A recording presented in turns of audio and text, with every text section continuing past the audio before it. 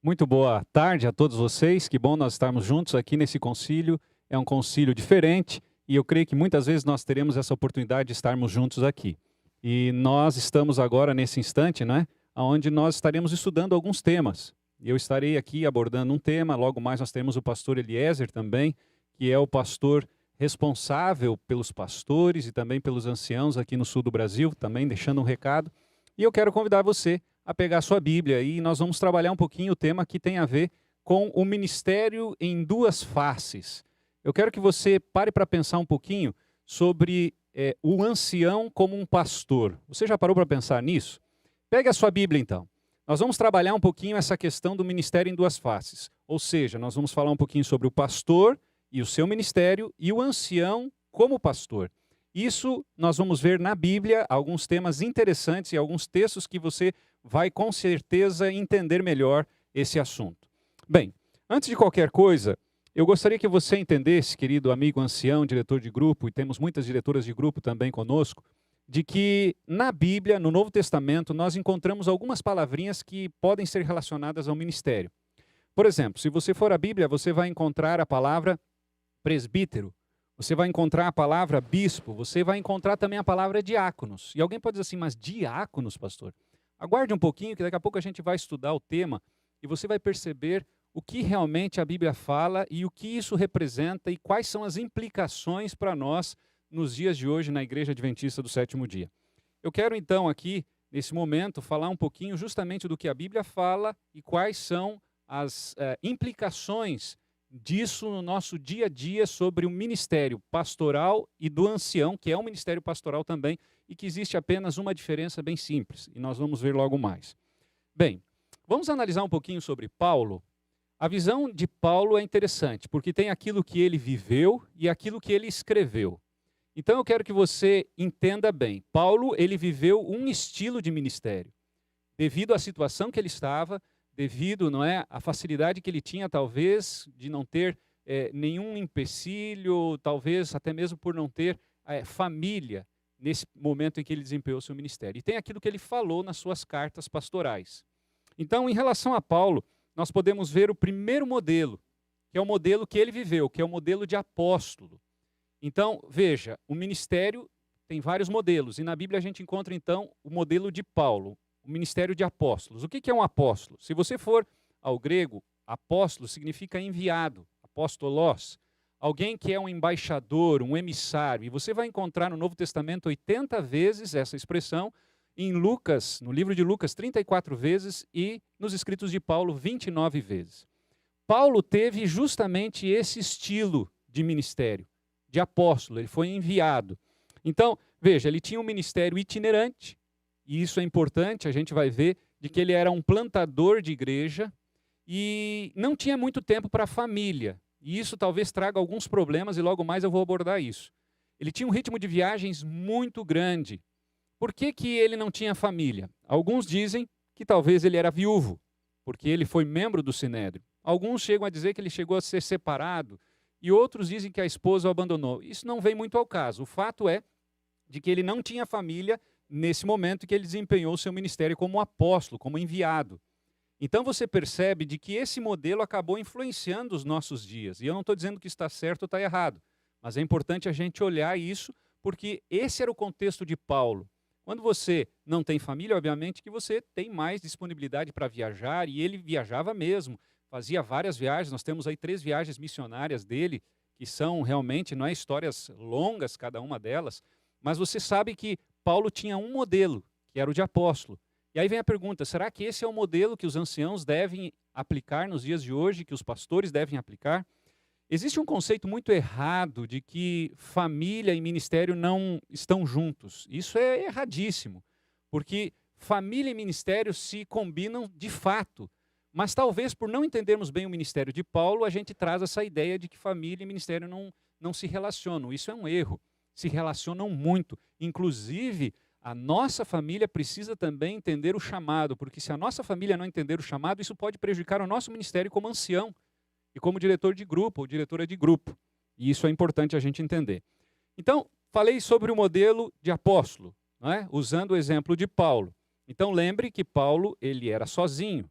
se era viúvo, se era separado, se a mulher o abandonou, isso não vem ao caso. Mas este não é o modelo aplicado para nós. Esse é um modelo de um plantador de igreja, de alguém que era quase que um evangelista que vivia, não é uma carreira quase que solo, obviamente, com muitas pessoas que ele ajudou, que ele discipulou, mas eu digo em termos de família. O segundo modelo de ministério, e aí tem muito a ver com a gente, ancião, diretor de grupo, pastor, é o modelo pastoral. E eu quero convidar você agora a abrir a Bíblia. Atos capítulo 6. E alguém vai dizer assim, mas pastor em Atos? Atos não está falando de diáconos. Espera lá, amigos. Primeiro que a palavra diáconos você não vai encontrar no Novo Testamento. Você vai encontrar a palavra diaconia. Então nós temos que entender bem esse assunto, porque há muita confusão. E alguém pode dizer assim, mas lá na minha Bíblia, lá no título está escrito instituição dos diáconos. Entenda que essa parte não é inspirada. Não é? Essa parte foi colocada por aqueles que organizaram o texto bíblico. Mas o texto corrido que é inspirado, você não vai encontrar a palavra diácono, você vai encontrar a palavra diaconia. Então, será que esses homens eram diáconos mesmo? Da maneira como nós entendemos? Então, é isso que eu quero que você pare para pensar. Vem, os escritores do Novo Testamento se referem ao ofício do diaconato e reportam-se a ele apenas nas epístolas pastorais. E olha só, o primeiro escritor cristão que se referiu aos 7 de Atos como diáconos foi Irineu, que era um bispo de Lyon, que viveu por volta do ano 180. Portanto, essa ideia, ela não veio da Bíblia. Olha só, a palavra diaconia aqui no verso 1, ela é muito importante. Leia lá comigo. Capítulo 6, verso 1 diz assim: Ora, naqueles dias, multiplicando-se o número dos discípulos, houve murmuração dos helenistas contra os hebreus, porque as viúvas deles estavam sendo esquecidas na distribuição diária. Vamos tentar entender o seguinte, a palavra aqui não é distribuição, houve um erro de tradução aqui. A palavra aqui é diaconia, e a palavra diaconia, ela tem a ideia de serviço ou ministério. Grave bem isso. Portanto, se nós analisarmos pelo texto bíblico, pelo texto original do grego, nós não estamos falando de diáconos. Nós estamos falando de ajudantes dos apóstolos. E a gente vai ver que esses ajudantes, eles tinham um local específico. Então, pera lá, pastor, você está dizendo que isso aqui tem a ver com ancião? É mais ou menos isso. E eu queria que você entendesse por aí. Na realidade, quando você lê diáconos, não se lê diáconos, deveria se ler anciãos, não é? Presbíteros, bispos. Porque os apóstolos precisavam de ajudantes para o ministério diário. Alguns relacionam com Atos. Mas veja, há uma relação e também deve haver um cuidado. Aqui não está se falando da distribuição apenas das mesmas. Aqui está se falando do ministério, no verso 1. Agora, no verso 2, vamos ler. Então os 12 convocaram a comunidade dos discípulos e disseram: Não é razoável que nós abandonemos a palavra de Deus para servir às mesas. Aqui a palavra não é mais diaconia, mas é a palavra diaconem, ok? Que vem de a ideia de atender mesas, oferecer comida, oferecer bebida. Portanto, queridos, o verso 1 está se falando de ministério. Grave isso. Está falando de ministério. Os apóstolos precisavam de ajudantes para o ministério. Portanto, queridos, os apóstolos precisavam de pessoas que continuassem o seu ministério. O ancião é um pastor. E o ancião é visto aqui, nesse primeiro momento, como sendo os auxiliares ou o auxiliar dos apóstolos. Então, grave isso. No verso 2 é diaconem, ou seja, aqueles que vêm para servir as mesas. E no verso 1, ministério ou serviço. Vamos tentar entender algumas coisas aqui. Os 7 ajudantes dos apóstolos, eles vieram para ajudar nas refeições comunitárias. Ágape ou HP, que era uma espécie de santa ceia, e também havia não é, nas casas essa responsabilidade que era dada pelos apóstolos e para os apóstolos no primeiro momento. Então, aqui é o primeiro momento que é uma delegação de responsabilidades. Então, qual era a responsabilidade? Tinha a ver com ministério. Eles não estavam dando conta do pastoreio das pessoas, das viúvas dos helenistas. E eles precisavam de alguém que continuasse o ministério com essas pessoas. Então, os anciãos, eles começam a aparecer na igreja cristã nesse momento. E, infelizmente, por causa da tradição, e eu mencionei aqui o bispo, né, de Lyon, né, Irineu, que fez essa relação, mas essa relação não é bíblica. E depois se estendeu isso ao longo do cristianismo. Na realidade, Atos 6 não está falando de diáconos, Atos 6 está falando de anciãos. E alguém pode dizer assim, mas o trabalho dos anciãos também tinha a ver com os diáconos. Calma lá. Mas nós vamos ver que em primeiro momento aqui é uma relação muito clara para que eles pudessem estender um ministério. Tá, mas os apóstolos fariam o quê? Veja, os apóstolos eles precisavam fazer com que o evangelho avançasse no mundo. E aí, então, era necessário que aquele local onde o evangelho já estava estabelecido se colocassem homens para que dessem a manutenção e para que continuassem fazendo o evangelho crescer ali onde já tinha sido pregado. Vamos tentar entender algumas outras coisas. Por exemplo, os locais de reunião. Nós sabemos que a Bíblia fala de maneira muito clara que no sábado os judeus se reuniam nas sinagogas. Mas durante a semana, todos os dias no templo e nos lares. Então, o que está acontecendo em Atos 6? Atos 6 nós encontramos aqui justamente o pedido dos apóstolos para os 7 homens consagrados, cheios do Espírito, para que agora atendessem nos lares. Por que nos lares? Porque até o 4º século, as igrejas não eram como são hoje. As igrejas eram nos lares. E isso tem que ficar claro. Então, aonde aconteciam os cultos? Nos lares. Até o 4º século. Então, eu vou colocar aí, vou pedir que os rapazes coloquem aí, uma planta baixa da casa de Pedro. Olha só que interessante. Essa aqui eu encontrei essa semana, achei muito interessante. Você está vendo uma planta baixa da casa de Pedro em Cafarnaum. Essa era a casa onde Pedro morava. E você está vendo ali um arco, certo? Onde tem uma parede com um arco.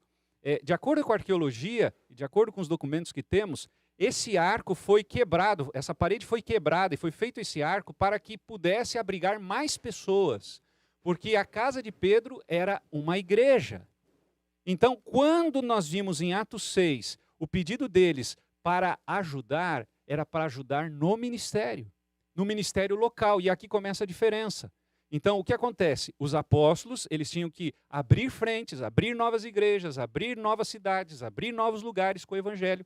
E aí foi pedido que os 7 homens de Atos 6, que não são diáconos, mas que são anciãos, viessem para atender as igrejas locais, ou as casas locais, que eram igrejas, até o 4º século, veja lá.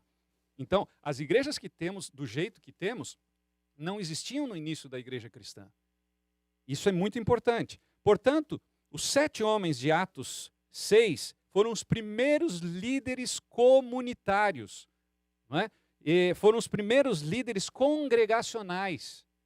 E eles vieram, então, incorporar não só a questão da diaconia, mas a questão do ministério. É óbvio que eles trabalharam com a questão do diaconato, não da diaconia, né? Porque diaconia tem a ver com serviço e ministério. É óbvio que eles ajudaram no serviço da Santa Ceia, porque aonde acontecia a Santa Ceia? Nas casas, correto? Aonde acontecia a comunhão? Nas casas, que eram as igrejas. Então, esses homens, eles são os primeiros anciãos, não é, registrados na Bíblia. Olha que interessante. Então, ancião na Bíblia é um pastor local. É um pastor local, correto? E o pastor, não é? Como eu, como os demais colegas que estão aqui, o seu pastor distrital que está aí, nós temos a obrigação de abrir novas frentes. Então, o ancião, ele é o responsável de cuidar da igreja local, à luz da Bíblia, e os pastores, né, que entram aqui no lugar dos apóstolos, né, se a gente fizesse um paralelo com Atos 6, eles têm como papel abrir novas igrejas. E o pastor precisa abrir novas igrejas. Essa é a função de um pastor. E o pastor ancião de cuidar da igreja já aberta. É isso que nós encontramos na Bíblia. Ok? Agora vamos para 1 Timóteo. Eu falei de Atos, podia ficar muito tempo aqui em Atos 6. Agora vamos para 1 Timóteo capítulo 3. Agora a gente vai encontrar um pouquinho as características e as expectativas de Deus em relação ao pastor e aqui ao ancião. Porque veja, na Bíblia, a diferença que existe entre pastor e ancião é: pastor abre novas frentes, pastor é uma espécie de evangelista, e o ancião é o pastor local. Grave isso, porque daqui a pouco nós vamos ver o que Ellen White fala é de arrepiar o cabelo, né, para aqueles que ainda têm. Muito bem, vamos lá. Vamos tentar entender um pouquinho aqui, 1 Timóteo capítulo 3. Eu vou ler aqui e você acompanhe comigo aí, na sua casa, onde você estiver. 1 Timóteo 3:1 diz assim: fiel é a palavra, se alguém aspira ao episcopado, grave bem essa palavra, excelente obra almeja. É necessário, portanto, que o bispo seja. E aí vem as características. Vamos primeiro parar por aqui. A palavra episcopado vem do grego episcopê. E eu estava olhando a tradução do episcopê. O que significa episcopê em português? E sabe que repete muito a palavra visitação? Então, aquele que aspira o ministério, o episcopado, tem que ser um visitador. Então, um pastor e um ancião precisam ser visitadores. Pastor, mas como que eu vou visitar agora nessa crise? No portão, na porta. Mas o principal trabalho de um ancião e de um pastor é visitar.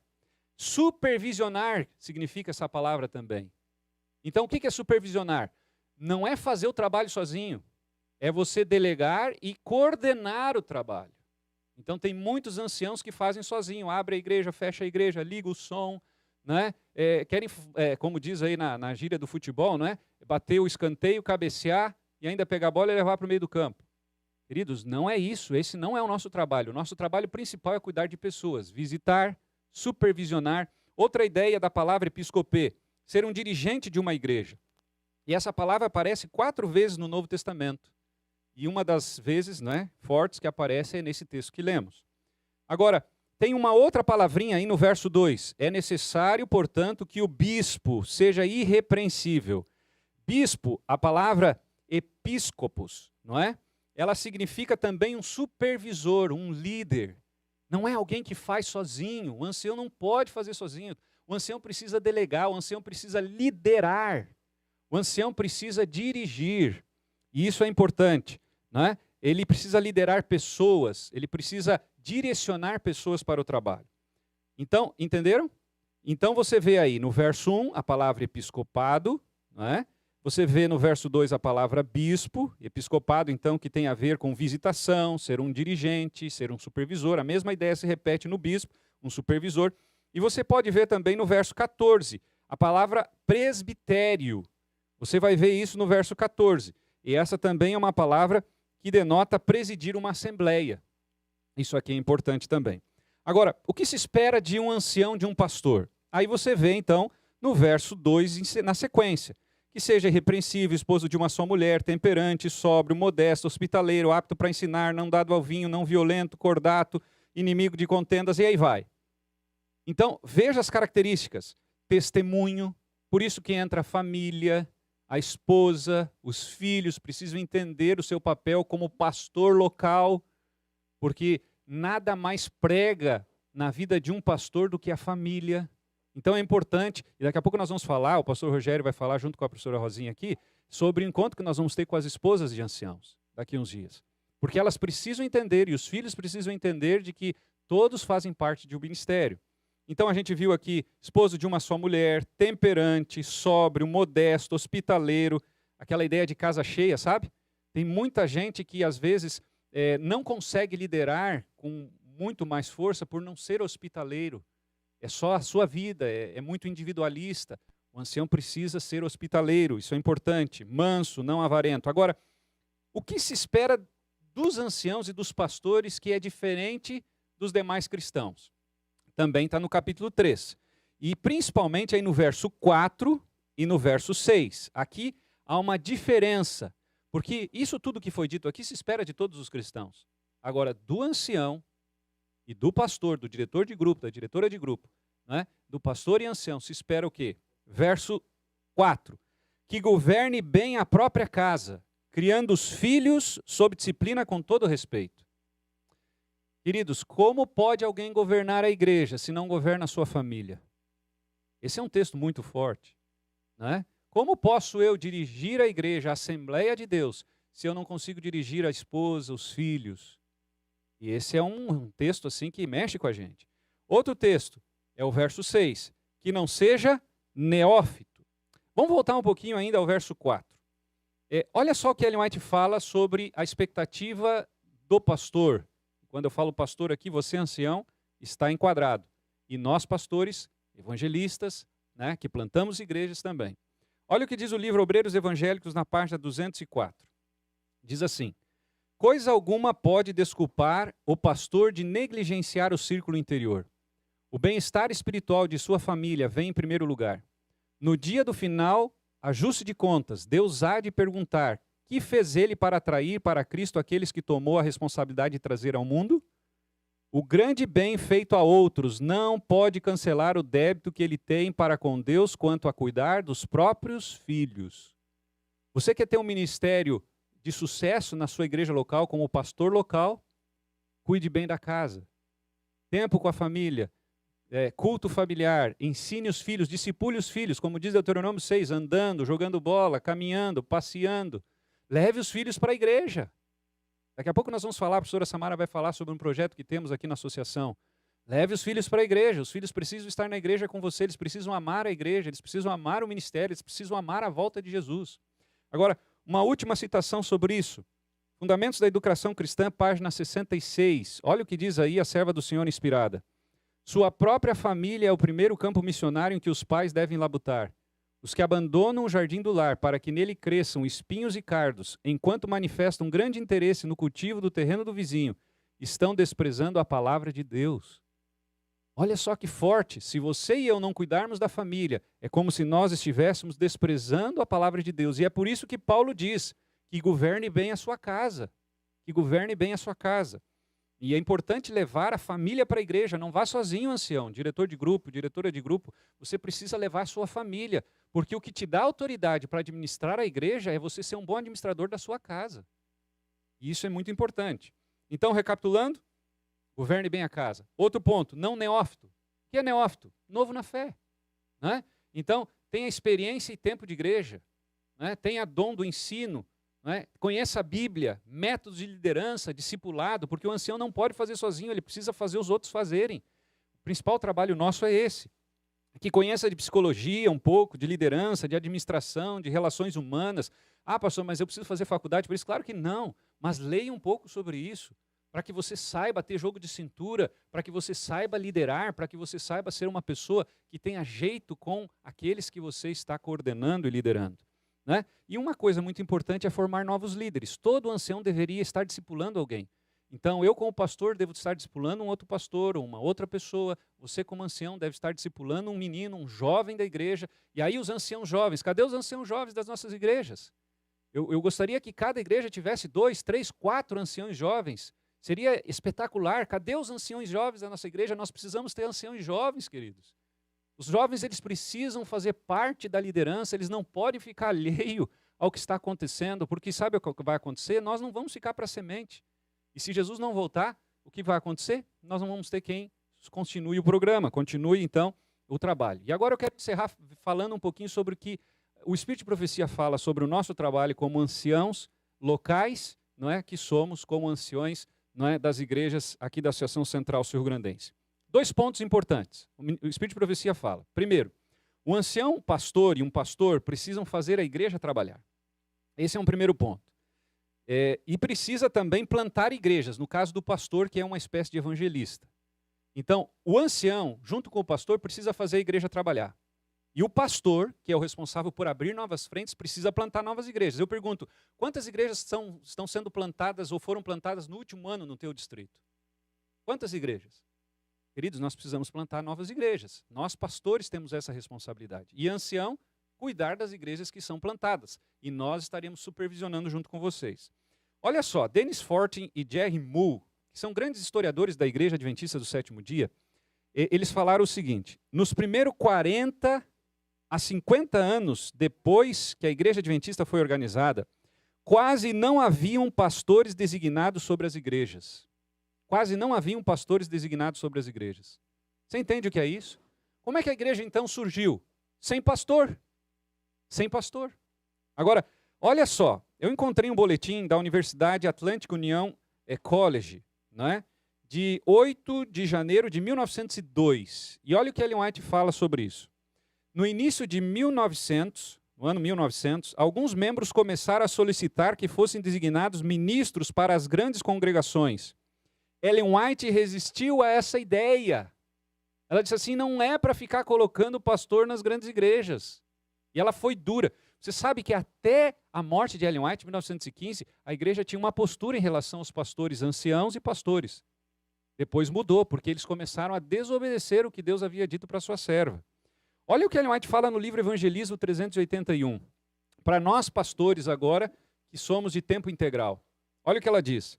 Os pastores não devem ficar rodando entre as igrejas. Sabe o que eu lembrei, queridos anciãos? Da escala de pregação. Quando eu li esse texto aqui. Ela está dizendo justamente, Deus mostrou para ela, os pastores não têm que ficar rodando entre as igrejas. Os pastores têm que abrir novas igrejas, têm que ser evangelistas. Mas sabe o que nós estamos fazendo? Rodando. Por quê? Porque a gente não está fazendo a igreja trabalhar. O nosso trabalho como pastor local e pastor evangelista é fazer a igreja trabalhar, desenvolver os dons da igreja. Quais são os dons que a tua igreja tem? Você já fez um teste, já sabe? Hoje eu fui num distrito, eu achei interessante, o pastor me mostrou assim 4 classificações da igreja sede dele. Vermelho, laranja, amarelo, não é? Ou melhor, perdão, era amarelo, verde, amarelo, laranja e vermelho. E ele tem classificado os membros. E eu perguntei, quem são os verdes? Ah, esses são os pregadores, pastor, que vêm na igreja, que são comprometidos, os missionários. E aí ele foi classificando. E os vermelhos? Ah, esse que só vem no culto, na hora, na igreja na hora do culto, não, é?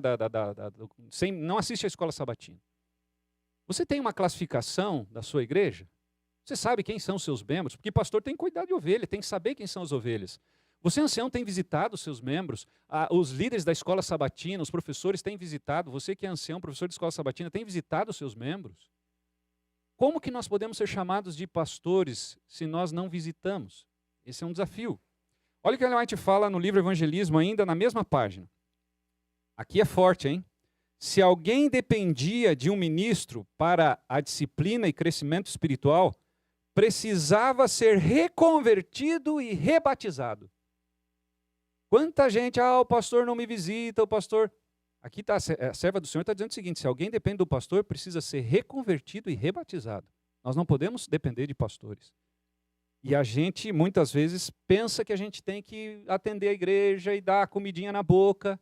Nós precisamos fazer a igreja trabalhar. Qual é o nosso papel, então? Treinar, Obreiros Evangélicos 196, eu estou apenas citando agora. Equipar, você pode ver no Evangelismo 197, 198, e aqui é forte, olha o que diz lá no Evangelismo 197, 198. Colocar os membros em ação é nosso dever, não é? Se deixasse de fazê-lo, o pastor deveria ser demitido. Nossa! Queridos colegas pastores que estão assistindo, aqui o texto é claro do Evangelismo 197, 198. Se a gente não fazer a igreja trabalhar, nós deveríamos então, nós aqui da associação, demitir quem não faz a igreja trabalhar. Forte, não? Olha só, mais algumas coisas para encerrar. Uma mensagem que Ellen White escreveu num boletim da Universidade de Loma Linda, 179, a página 180. Não devem esperar sermão a cada sábado, os irmãos. Não devem esperar sermão a cada sábado. No livro Testemunhos, diz assim, não devem ficar só resolvendo problemas. No livro Atos dos Apóstolos, ela diz, força para resistir o mal vem do trabalho intenso. Você quer resistir o mal, está um monte de problema na tua igreja, no distrito, então trabalhe. Ela diz assim, trabalho intenso é a nossa força para resistir o mal. Então, quanto mais dificuldade, mais trabalho. Mais trabalho, ok? É interessante que o tabernáculo de Battle Creek, ou de Battle Creek, que foi a maior igreja da denominação, da igreja adventista no início, não teve um pastor fixo por todo o século XIX. Sabe o que é isso? Passaram anos e anos e não teve no tabernáculo de Battle Creek um pastor fixo. Porque não é esse sistema da igreja adventista do sétimo dia, nem da Bíblia. Nem da Bíblia. O sistema de pastor fixo é um sistema que adotamos do catolicismo. Isso está errado. Conclusão, para fechar. O ancião, então, qual é o trabalho do ancião? Pastorear a igreja local, envolver os membros na missão de acordo com os dons. Está lá em Efésios 4:11, você pode ver Coríntios 12 e outros textos. Qual é o trabalho do pastor? Envolver os membros na missão, junto com o ancião, evangelizar, o ancião entra nessa também, mas aí há a diferença. Pastor deve plantar igrejas, novas igrejas. Ok? É o que diz a Bíblia. Essa foi a metodologia de apóstolo Paulo, que foi uma espécie de presidente de campo. Ele plantava e colocava ali um ancião local, e aí então ele ia entrando em contato, supervisionando como é que estava. Mas o ancião local precisa fazer a igreja trabalhar. Não é montar plataforma, não é montar programa. Esse não é o nosso trabalho. Isso você pode pegar um jovem bem esperto, o Ministério Jovem pode te fornecer. Tem muita gurizada boa que pode cuidar de programa na igreja. Agora, o nosso trabalho é visitar, é cuidar pessoas, atrás de pessoas, ver se elas estão bem, se elas não estão saindo dos caminhos de Deus. E eu encerro com uma citação do Dr. Russell Burrill. O Dr. Russell Burrill, ele foi o coordenador do evangelismo da divisão norte-americana por muitos anos e fez muitas atividades, é um grande escritor. E olha o que ele escreveu. Ele disse o seguinte: o sacerdócio pago, no caso, no tempo em que a igreja começou, expandia continuamente a igreja em novas áreas, mas a responsabilidade de expandir a igreja em áreas onde ela já estava estabelecida era dos membros leigos. Esse é um historiador da igreja. Então, a responsabilidade de cuidar da igreja local é do ancião. A responsabilidade de abrir novas frentes é do pastor. E o pastor precisa ser um plantador de igreja. Pastor, então quer dizer que o pastor nosso não vai mais cuidar da igreja? Não, não é isso. Ele vai cuidar da igreja, ele vai te supervisionar, como Paulo fazia com Timóteo e tantos outros, Tito. Mas, queridos, nós pastores precisamos abrir novas frentes. E o pastor local, que é o ancião, vai nos dar o suporte. Foi o que aconteceu em Atos 6. Os apóstolos pedem ajuda da diaconia, serviço, ministério. Não é o trabalho de abrir e fechar a igreja. Diaconia não é isso. Diaconia tem a ver com ministério. Agora, diaconem, sim, aí tem a ver com servir as mesas, aí a questão da Santa Ceia e outras coisas mais. Que Deus os abençoe, que a gente possa entender qual é o nosso papel, à luz da palavra de Deus e da inspiração, e que a gente possa fazer aquilo que Deus espera de nós, e com certeza, muito em breve, veremos Jesus voltar.